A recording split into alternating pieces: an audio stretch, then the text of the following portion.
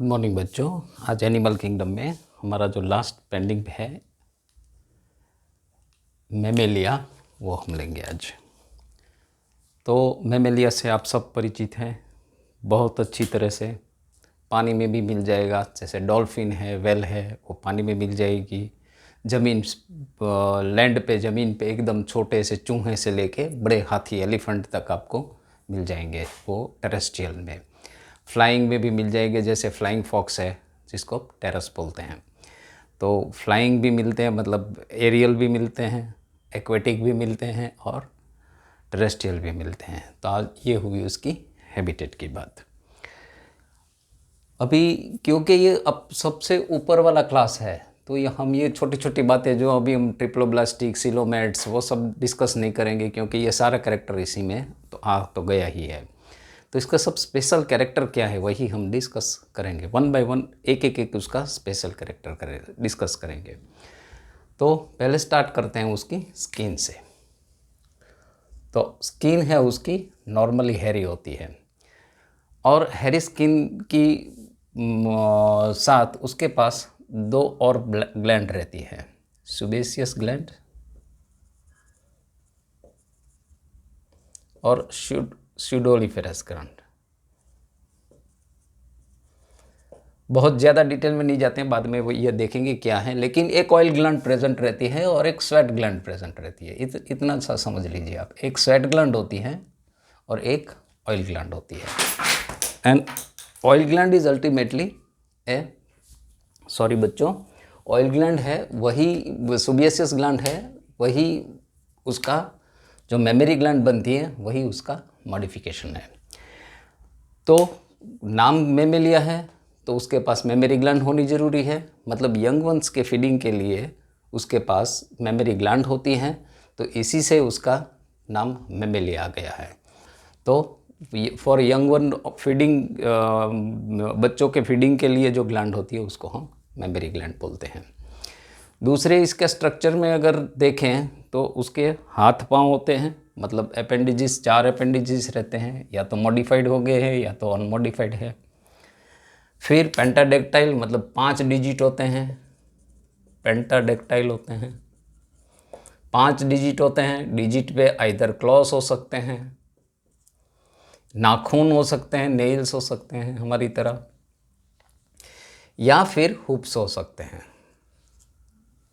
ये इसका पेंटाडेक्टाइल का कोई भी ये मॉडिफिकेशन हो सकता है, या क्लोज हो सकता है, या नेल्स हो सकता है, या फिर हुप्स हो सकता है।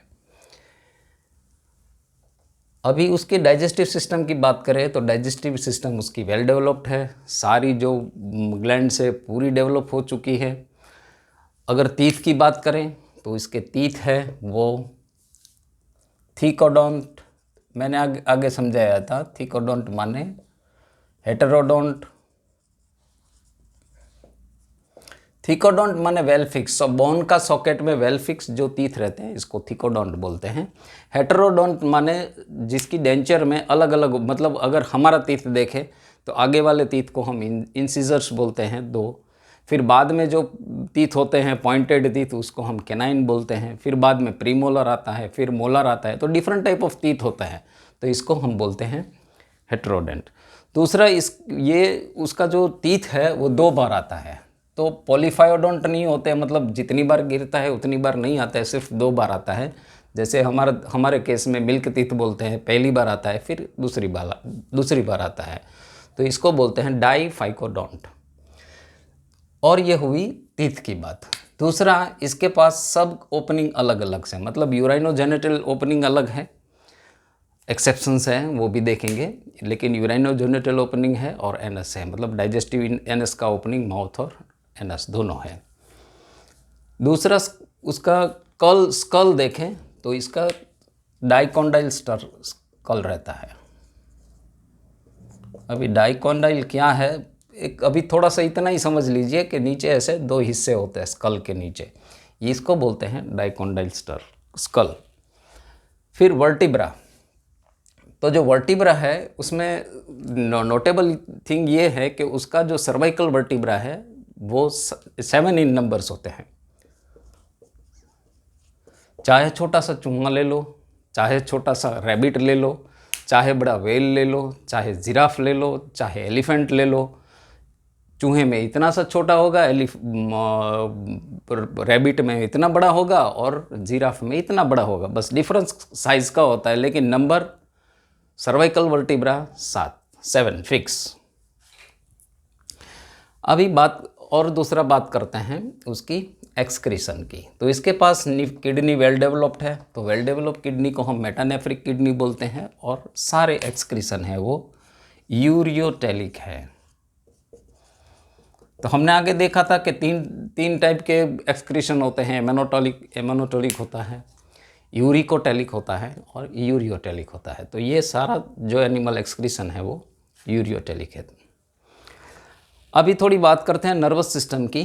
तो नर्वस सिस्टम में उसके पास 12 क्रेनियल नर्व्स, वैसे भी आगे भी 12 पेयर ऑफ क्रेनियल नर्व्स आ गया था, इसमें भी 12 पेयर ऑफ क्रेनियल नर्व्स हैं, लेकिन उसके ब्रेन में थोड़ा स्ट्रक्चर ज़्यादा डेवलप हो गया है। जैसे क्वाड्रिजेमिना, हमारा ऑप्टिकल लोब है, उसमें क्वाड्रिजेमिना होता है।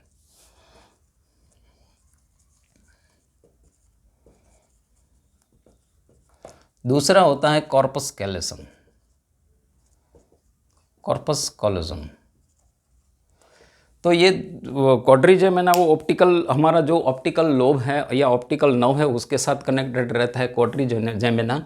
और कॉर्पस कॉलोसम किसको बोलते हैं, यानी कि अगर ब्रेन के हमारे दो हिस्से हैं, ऐसे दो हिस्से हैं, तो नीचे का हिस्सा ऐसे सी टाइप से ज्वाइन हुआ होता है। चलो थोड़ा ड्राइंग भी बना लेते हैं। अगर ये वाला हिस्सा, अगर ये हम काट ले, ये दूसरे वाला हिस्सा है, दो पार्ट में काट ले और ये वाला हिस्सा ऐसे जॉइंट हो जाए, तो ये चीज़ को हम कॉर्पस कॉलोसम बोलते हैं। तो ये कॉर्पस कॉलोसम जो मैमल्स में है वो वेल डेवलप्ड होता है, यूथेरियंस में प्रॉपरली डेवलप्ड हो रहा है, मेटाथेरियंस और प्रोटोथेरियंस में वेल डेवलप्ड नहीं होता है, लेकिन ये भी कैरेक्टरिस्टिक फीचर्स मैमल्स का है। दूसरा इसका रेस्पिरेशन, ऑब्वियसली अभी तो हम कब से क्यूटेनियस और ट्रैकियल और ब्रैंकियल ये सबसे बाहर निकल चुके हैं। अभी ये रेस्पिरेशन आ गया है वो पल्मोनरी मतलब लंग्स है। लेकिन नोटेबल फीचर क्या है, तो नोटेबल फीचर है इसका डायफ्राम। तो डायफ्राम क्या चीज़ है, जो हमारा चेस्ट है इसका जो वो रिब केज है, रिब के नीचे, ये भी थोड़ा सा ड्राइंग बना लेते हैं। तो ये पूरा हमारा रिब केज है, मान लो ये रिब केज में दो लंग्स है, तो यहाँ पर एक ऐसा स्ट्रक्चर रहता है जिसको डायफ्राम बोलते हैं। तो ये diaphragm connected to different type of muscle, ये जब एक्सपांड होता है तब हम सांस अंदर लेते हैं और जब कॉन्ट्रैक्ट होता है तब हम सांस बाहर छोड़ते हैं। तो ये स्ट्रक्चर वेल डेवलप्ड आ गया है। तो ये थी अपनी special characteristic feature of Mammalia. तो मैमेलिया में इतने स्पेशल कैरेक्टर मिल जाएंगे आपको। एक तो मेमोरी ग्लैंड मिलना ही मिलना है, दूसरा कॉर्पस कैलोसम जो यूथेरियन में है लेकिन आगे वाले में नहीं है, हेयर प्रेजेंट है। अच्छा, दूसरी सेक्स की बात करें तो सेक्सेस नॉर्मली डाइमॉर्फिज्म होता है, मतलब सेक्सेस सेपरेट होता है। डाइमॉर्फिज्म मतलब मेल और फीमेल आप इजीली डिस्टिंग्विश कर सकते हैं। और उसका जो बर्थ है नॉर्मली विविपेरस रहता है, लेकिन जो प्रोटोथीरियंस है, जो हम आगे डिस्कस करेंगे, प्रोटोथीरियंस है वो विविपेरस मतलब अंडे देते हैं, लेकिन उसके पास मेमोरी ग्लैंड रहती है। तो ये हुई उसकी सेक्सुअल रिप्रोडक्शन की बात। तो अभी जो हम मेमेलिया पढ़ रहे हैं, तो मेमेलिया को मेनली 3 पार्ट में डिवाइड किया जाता है। एक है प्रोटोथीरियन, एक है मेटाथीरियन और यूथेरियन। तो मोटा मोटा समझ लीजिए ये क्या चीज़ है, प्रोटोथीरियन क्या है, मेटाथीरियन क्या है और यूथेरियन क्या है। प्रोटोथेरियन माने एक कनेक्टिंग लिंक बोल सकते हैं। हमने आगे कनेक्टिंग लिंक में बात की थी कि what is connecting link. Connecting link उसको बोलते हैं जो लिविंग क्रिएचर है, जो 2 टाइप के कैरेक्टर बताता है। तो ये रेप्टाइलियन प्रोटोथेरियन है, वो रेप्टाइलियन कैरेक्टर भी बताता है और मेमेलियन कैरेक्टर भी बताता है। तो रेप्टाइलियन कैरेक्टर क्या है उसके और मेमेलियन कैरेक्टर क्या है। तो रेप्टाइल्स नॉर्मली अंडा देता है, तो ये प्रोटोथेरियंस है वो अंडा देता है। तो दूसरा उसका रेप्टाइलियन कैरेक्टर क्या है, तो ये उसका जो मेमोरी ग्लैंड है रेप्टाइल कैरेक्टर है और ये अंडे देता है, तो ये दो उसके रेप्टाइलियन कैरेक्टर्स है। तो अभी उसकी मेमेलियन कैरेक्टर क्या है, तो मेमेलियन कैरेक्टर उसके पास मेमोरी ग्लैंड है, लेकिन मेमोरी ग्लैंड विदाउट निपल्स है, मतलब मिल्क ऐसे ही यूज़ करता रहेगा और बच्चे वो मिल्क लीक करते रहेंगे। तो ये इसकी मेमोरी ग्लैंड है बट विदाउट निपल। दूसरा उसका जो माउथ पार्ट है वो टीथ नॉर्मली एब्सेंट होते हैं और एक पाउच जैसा हो गया है। तो इसका जो एक और ऑरिन्थोरिंकस, जिसको हम डक बिल प्लेटिपस के नाम से जानते हैं, डक बिल प्लेटिपस के नाम से। तो ये जो एनिमल है जो नॉर्मली ऑस्ट्रेलिया में मिलता है, वो अंडे भी देता है और बच्चे भी पालता है, मतलब वो उसको दूध भी पिलाता है, तो उसके पास मेमोरी ग्लैंड भी है लेकिन अंडे देता है ये। और इसकी दोनों कैरेक्टरिस्टिक इसके पास है, रेप्टाइलियन कैरेक्टर भी है और मैमेलियन कैरेक्टर है। तो एक रेप्टाइलियन कैरेक्टर और भी है कि इसके पास क्लोएका है, जबकि कोई भी मैमेलियन के पास उसके दोनों ओपनिंग्स अलग रहते हैं, मतलब यूरिनोजेनाइटल और एनस दोनों सेपरेट रहते हैं, जबकि मेटाथेरियन में प्रोटोथेरियंस में ये नहीं रहता है। अभी थोड़ी बात करें मेटाथेरियंस, मतलब बीच की, कि नहीं प्रोटोथेरियन है नहीं यूथेरियन है, मतलब नहीं वेल डेवलप्ड मैमल भी बोल सकते हैं, नहीं उसको प्रोटोथेरियन में भी डाल सकते हैं, तो वो है मेटाथेरियंस। तो मेटाथेरियंस क्या है, उसका एक रिप्रेजेंटेटिव एनिमल आप देख लो तो उसको पाउच्ड एनिमल बोलते हैं। पाउच्ड एनिमल माने जब फीटस बच्चा पैदा होता है तो इतना छोटा होता है कि उसका पेरेंटल केयर रिक्वायर्ड है, तो वो पाउच में बच्चा जन्म देते ही वो पाउच में लगा देता है और पाउच में ही उसकी मेमोरी ग्लैंड रहती है, वहाँ से वो मिल्क लेता रहता है और जब तक वो बड़ा सेल्फ सफिशिएंट नहीं हो जाता तब तक वो पाउच में ही रहता है। तो इसकी कैंगेरू, जिसका साइंटिफिक नेम मैक्रोपस है, ये वाला इसका रिप्रेजेंटेटिव एनिमल है, नॉर्मली हम इसको कैंगेरू बोलते हैं। तो इसको, ये पाउच्ड एनिमल है, इसको मार्सुपियल्स बोलते हैं। दूसरा इसकी कैरेक्टरिस्टिक फीचर है कि ये इसमें कॉर्पस कैलोजम नहीं, मैंने आगे समझाया आपको कि दो ब्रेन के बीच में जॉइनिंग जो सी टाइप होता है उसको कॉर्पस कैलोजम बोलते हैं, तो कॉर्पस कैलोजम उसके पास नहीं होता है और यंग वन इतना इमेच्योर होता है, एकदम छोटा सा होता है। Kangaroo almost 5 to 6 feet height होता है, लेकिन ये इतना छोटा है कि उसको एक पाउच में रखना पड़ता है और पाउच में ही उसकी मेमोरी ग्लैंड रहती है। तो ये रही मेटाथेरियंस की बात। अभी बात करते हैं यूथेरियंस की। यूथेरियंस माने ट्रू मैमल्स, ट्रू मैमल्स को भी हम यूथेरियंस बोल सकते हैं। इसमें इसकी कैरेक्टरिस्टिक फीचर ये है कि उसका कॉर्पस कैलोजम वेल डेवलप्ड हो गया है, ये सारे में मिल जाएंगे आपको। दूसरा, इसकी जो टेस्टिस है वो एक्स्ट्रा एब्डोमिनल मिलेगी। एक वेल में और एलिफेंट में एक्स्ट्रा एब्डोमिनल नहीं होती है, एब्डोमेन के अंदर होती है, लेकिन जो बाकी सारे जो मेल उसके जो मेल है उसमें टेस्टिस है वो एक्स्ट्रा एब्डोमिनल होती है। एक्स्ट्रा एब्डोमिनल माने एक स्क्रोटम लाइक स्ट्रक्चर होता है, इसके अंदर होती है। वो क्यों होती है? क्योंकि जो स्पर्मेटोजेनेसिस मतलब जो स्पर्म्स बनाने की जो प्रक्रिया है वो थोड़ा बॉडी से लोअर टेम्परेचर पे होती है। मतलब हमारा अगर टेम्परेचर 36.5 है तो 34.5 2 डिग्रीज कम रहता है स्पर्मेटोजेनेस के लिए, ये रिक्वायरमेंट है। तो इसके लिए इसकी जो टेस्टिस होती हैं वो स्क्रोटम में होती है। तो ये हुई यूथेरियन की बात। अभी इसके इंडिविजुअली एक एक उसका देखेंगे कि इंसेक्टिवोरा क्या है। इंसेक्टिवोरा माने जो इंसेक्ट खाता है वो।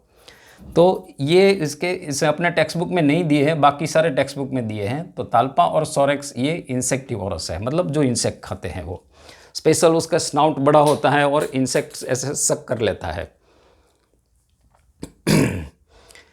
फिर कायरेप्टोरा, कायरेप्टोरा तो जिसको फ्लाइंग फॉक्स माने जो ट्री पे जो उल्टा लटकता है उसको चायरेप्टोरा बोलते हैं। और इसका रिप्रेजेंटेटिव एनिमल टेरोपस है, टेरोपस जिसको हम फ्लाइंग फॉक्स के नाम से ज़्यादा जानते हैं। फिर रोडेंटिया, रोडेंटिया यानी जो रेट वाली जो फैमिली है उसको रोडेंटिया बोलते हैं। इसका जो रिप्रेजेंटेटिव एनिमल है वो रेटस, रेटस यानी रैट है, माइस है, वो वाली।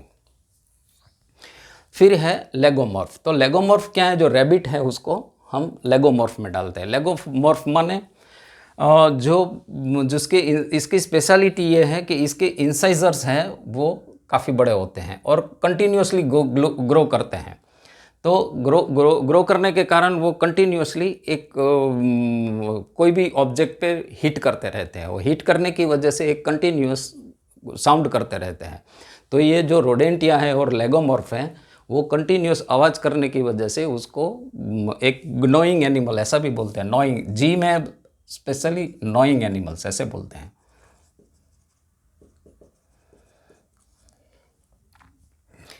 दूसरा, लेगोमॉर्फ में एक जानने जैसी स्पेशलिटी ये है कि ये कोप्रोफेजस है। तो कोप्रोफेजी माने क्या? कोप्रोफेजी माने खुद का फीकल मैटर खाना, उसको कोप्रोफेजी बोलते हैं।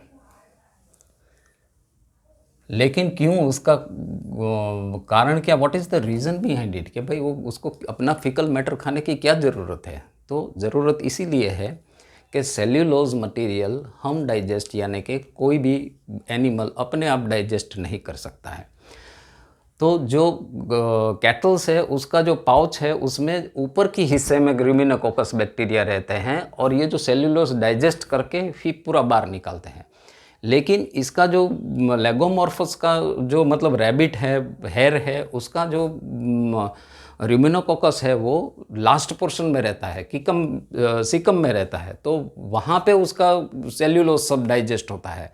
तो वो 2 टाइम फीकल मैटर निकालता है और जो दूसरी बार पहली बार हार्ड फीकल मैटर होता है और दूसरी बार जो सॉफ्ट फीकल मैटर है वो खा जाता है। मतलब वो जो डाइजेस्टेड सेल्यूलोज है वो फिर बाद में बाहर निकलता है और वो खा जाता है और फिर जो हार्ड होता है वो नहीं खाता है। तो ये इसको बोलते हैं कोप्रोफेजी, मतलब खुद का ओन फीकल मैटर खाना।